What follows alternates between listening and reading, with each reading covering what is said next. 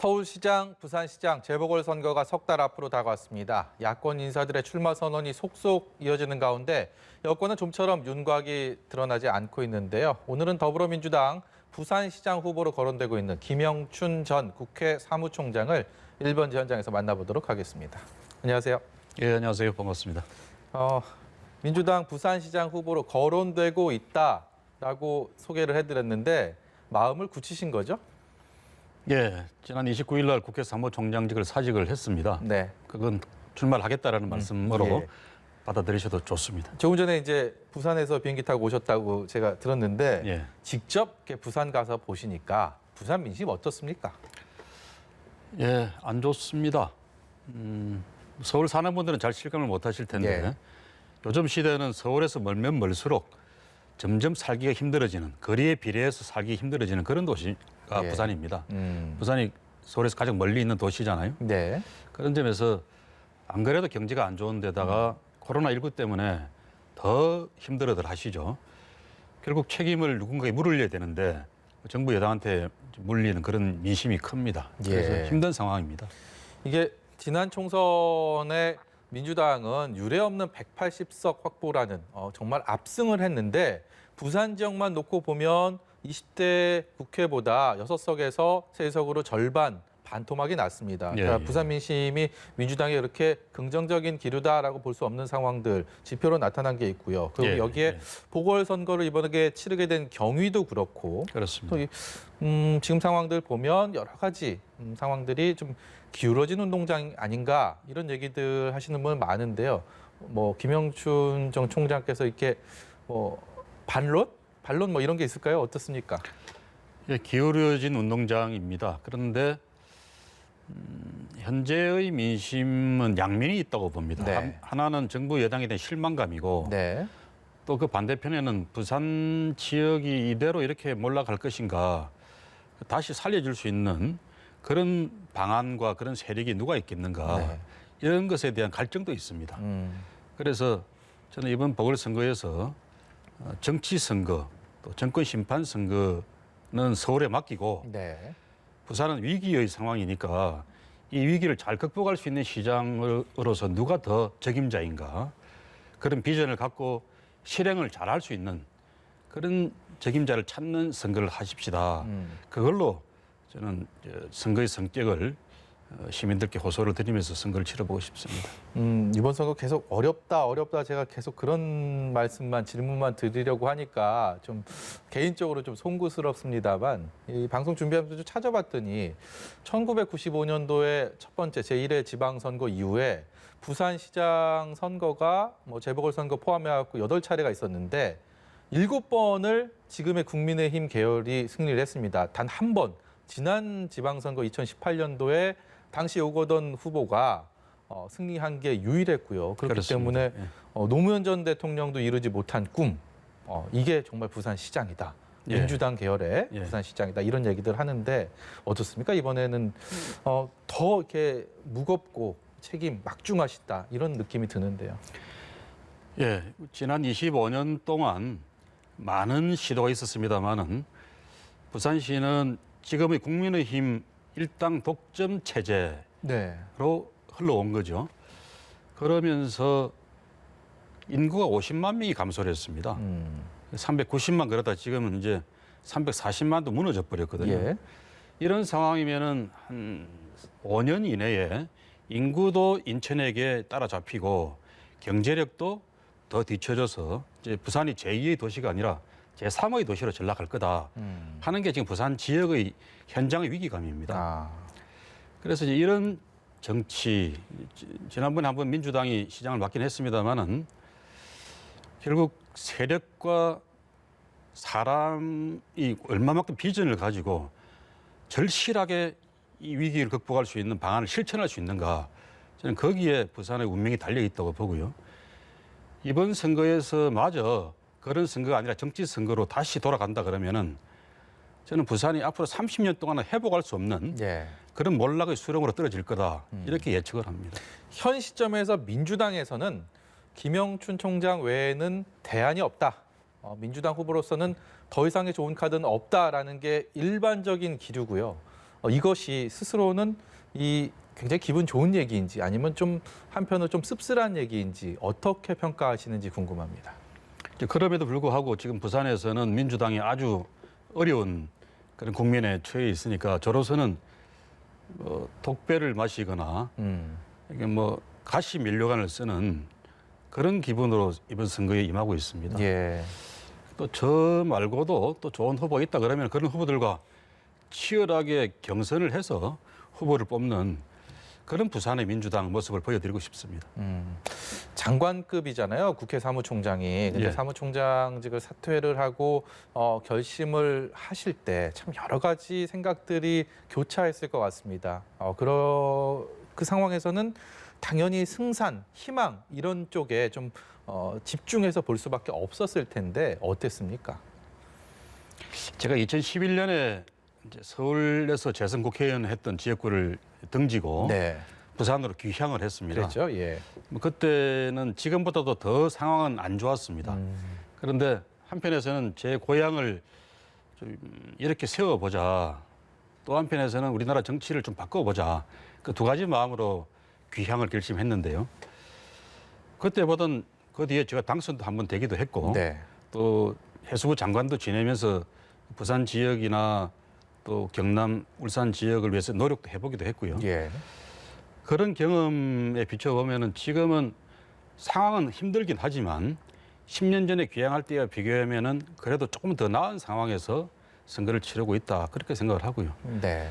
뭐 저한테 뭐 주어진 사명이라 그러면은 어려운 지역 또 어려운 우리나라를 위해서 일종의 노블리스 오블리주를 다 해라 그런 하늘의 명령으로 알고 이 선거에 임하고 있습니다. 지금 이번 보궐선거를 보면요. 부산도 그렇고 서울도 그렇고 이른바 보수 야권에는 후보들이 난립하고 굉장히 좀 과열 양상까지 벌써부터 보이고 있고 반면에 여권에서 민주당에서는 후보들 좀 주저하고 좀 조용하고 이런 양상들이 서울과 부산에서 공교롭게 이렇게 나타나고 있습니다. 이런 이유들, 이 흐름들 왜 그렇다고 보고 계세요? 아무래도 성산에 대한 전망, 희망 이런 게 작용하는 거겠죠. 예. 서울은 보니까 후보가 지금 한 대여섯 명, 근데 부산은 한 15명 정도가 자천, 타천, 네. 아직 등록 안 한 분까지 치면은 그렇게 많은 숫자가 국민의힘 쪽에서 뛰고 있습니다. 국민의힘이 이미 8명이 후보 등록을 등록을 했더라고요. 하셨죠. 예, 예. 문전성시인데 그야말로. 그게 이제 공천만 받으면은 승리할 수 있다라는 그런 희망 때문에 그런 것 같습니다. 이게 또 정권 말기기도 하고 뭐 또 부산 지역의 특수성 때문에 비롯된 일이기도 하고 그럴 텐데요. 저는 그래서 이번 선거가 부산에서만큼은 정치 선거로 치닫지 않았으면 좋겠다. 부산의 지금 이 슬픈 현실을 어떻게 하면 좀 극복할 수 있는가 그런 비전과 해법을 놓고 치열하게 경쟁하는 그런 정책 선거, 경제 선거가 되었으면 좋겠다. 그런 희망을 말씀드리고 싶습니다. 그런 정책도 실현을 하고 또 시민들에게 또 희망을 안겨주려면 당선이 돼야 되지 않습니까? 그렇다면 부산시장 후보 김영춘의 경쟁력도 있지만 정당의 힘을 좀 더 얻어야지, 그 세력을 얻어야지 그 당선까지 가게 될 텐데 현재 지지율 전반적으로 민주당 지지율이 고전하는 추세입니다. 저희가 앞서서도 관련 분석들을 좀 해봤는데 이게 또 지역별로 나눠보면 부산 지역의 민심은 그 열세가 조금 더 두드러져 보입니다. 예, 이 부분이 김영춘 총장께는 굉장히 좀 부담이 될 수밖에 없을 것 같습니다. 어떻습니까? 예, 뭐 객관적으로는 뭐 지금 정치적인 상황은 우리 아까 다 이제 한번 짚어봤고요. 네. 예. 그런데 선거에서 지금 3달 이상 남았는데 90일 이상의 시간은 굉장히 긴 시간입니다. 지금 현재의 뭐 정당 지지도와 상관없이 개인으로만 봐도 저는 이제 그 부산에 뛰어들어서 선거를 해보겠습니다라고 준비를 시작한 지가 일주일이 채 안 됐고요. 네, 그렇죠. 국민의힘 쪽 운동하는 그런 후보들은 벌써 몇 달째 계속 뛰고 있는 상황입니다. 또 지명도도 뭐 방송 출연을 많이 해서 지명도가 아주 높은 그런 분도 계시고 예. 남은 3달 동안에 제가 열심히 뛰고 제가 생각하고 있는 이런 부산 위기 극복을 위한 대안을 또 그런 자세를 절절하게 호소하고 알려나간다 그러면은 충분히 역전도 가능하다. 그렇게 믿고 열심히 뛰어볼 작정입니다. 반등의 여지는 분명히 있다. 이렇게 생각하신다는. 그렇습니다. 예. 선거는 시민의 마음을 얻는 거니까요. 네. 부산 이번에 여러 가지 변수들이 있지만 얼마 전까지는 이 가덕도 신공항 문제 이것이 어떻게 해결될 것인지 실제로 김영춘 총장도 이 부분에 대해서 가덕도 신공항에 대한 국회 법안 처리가 2월 처리 약속하면 출마하겠다는 얘기를 할 정도로 굉장히 큰 관심사입니다. 이게 지역 현안이긴 한데 사실 국민의힘 후보들도 가덕도 반대한다 이렇게 하는 사람들은 없지 않습니까? 워낙 이게 지역 민심과 맞물려 있기 때문에 그래서 이거 과연 민심을 되돌리는데 좀 효과가 있을지에 대해서는 조금 물음표가 따라 붙거든요. 어떻게 생각하십니까? 이번 선거가 아니더라도 부산 지역 또 경남 지역으로서는 가덕도 신공항이 성사가 안 된다 그러면 지역 경제의 구조 조정을 하고 체질 개선을 할 기회가 사라지게 됩니다. 네. 달리 말하면은 부산 지역 경제로서는 죽느냐 사느냐, 몰락이냐 부활이냐 이 갈림길의 척도가 그런 가덕 신공항이다 이렇게까지 말씀드릴 정도입니다. 네. 그래서 제가 지난 연말에는 공직이 있으면서 선거에 대해서 물어보셔서 선거 나갑니다라고 말씀드릴 수가 없어서 12월 초였죠 그때가. 예, 예. 예. 그래서 애둘러서 가덕도를 빗대어서 말씀을 드린 건데 그만큼 가덕도는 부산 지역 경제로서 중요한 그런 미래의 바로미터가 됩니다. 그래서 이번 임시국회 2월 임시국회에서 가덕도 특별법을 통과시키겠다라고 이제 민주당에서는 이야기를 하고 계셔서 그걸 한 번 더 명토바가 확인해보자라는 그런 의도도 있었고요. 근데 이게 현재는 방해하는 분들이 이제 부산의 국힘당 의원들이 아니라 예. 대구 경북 지역 그렇죠. 또 수도권 지역의 국힘당 의원들 예. 또 중앙당 지도부의 의사가 뭐냐 이게일 겁니다. 그래서 저로서는 또 우리 민주당으로서는 국힘당 지도부와 다른 지역 의원들의 협조까지 얻어서 특별법을 통과시키고 싶거든요. 예. 그런 점들을 이 자리에 빌어서라도 다시 한번 그분들의 의사를 확인하고 물어보고 싶습니다. 김영춘 총장께서 좀 주도적으로 그런 역할을 하신다면 지역민들에게 또 굉장히 큰 선물이 될 수도 있겠습니다. 그렇습니다. 만약 2월 달에 가덕도 특별법을 통과시킨다 그러면은 그 뭐 선거에도 도움이 될 뿐만 아니라 예. 보통 이제 선거에 뭐 공약으로 걸어놓고 선거를 치르고 또 뭐 난 그런 게 하려고 그랬는데 잘 안 됐다. 이게 빌공짜 공약이 되어버린 경우들이 많잖아요. 예. 가덕도 신공항도 지금까지 이명박 정권, 박근혜 정권이 다 공약으로 걸었는데 숲으로 돌아갔던 일들입니다. 네. 저희는 그렇게 하지 않겠다는 겁니다. 아예 선거 전에 가덕도 문제를 기정사실화 시켜놓고 선거를 치르겠다. 이렇게 접근하고 있는 거니까 저희들이 그런 진심을 좀 인정해 주셨으면 하는 바람입니다. 국회 사무총장직 내려놓고 처음 찾은 곳이 봉화마을이었고요. 그다음이 가덕도였습니다. 이런 것들도 다 비슷한 그런 의미가 있다. 이렇게 해석해도 되겠습니까? 그렇습니다. 노무현 대통령께서 사실 부산 지역에서 한 25년간 안 되는 선거를 계속 도전하면서 지역 균형 발전의 꿈, 또 부산에서 지역주의를 극복해서 정치 개혁을 해보겠다 이런 꿈을 꾸셨지 않습니까? 예. 그중에서 특히 지역 균형 발전의 꿈은 아직도 먼 미래의 일 같습니다. 그 하나의 척도가 이제 가덕도 신공항을 통해서 부산 경남 지역 전체의 경제 청사진을 바꿔보자라는 겁니다. 그래서 제가 첫날 노무현 대통령 묘소를 참배를 하고 바로 이어서 예. 가덕도 현장을 찾아가서 부산 지역 경제를 한번 바꿔보겠습니다. 이런 꿈을 또 미래의 희망을 지역민들에게 말씀드린 겁니다. 네. 새벽부터 뜨거운 이슈 두 전직 대통령에 대한 특별 사면 문제가 정치권의 화두로 떠올랐습니다. 민주당 이낙연 대표의 말로 이제 시작이 됐는데 삼선 의원 지내셨고 국무위원까지 이번에 부산시장까지 도전장을 내민 상황에서 김영춘 총장께서 어떻게 생각하십니까?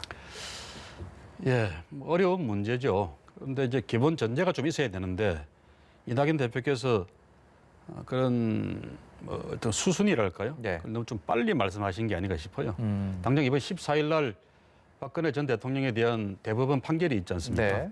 그 판결이 내려지고 나서 국민적 공감대가 형성이 된다 그러면은 저는 국민 화합 차원에서 두 전직 대통령에 대한 대통령 사면도 검토될 수 있다고 생각을 합니다. 예. 공식 출마는 언제쯤으로 생각하고 계세요?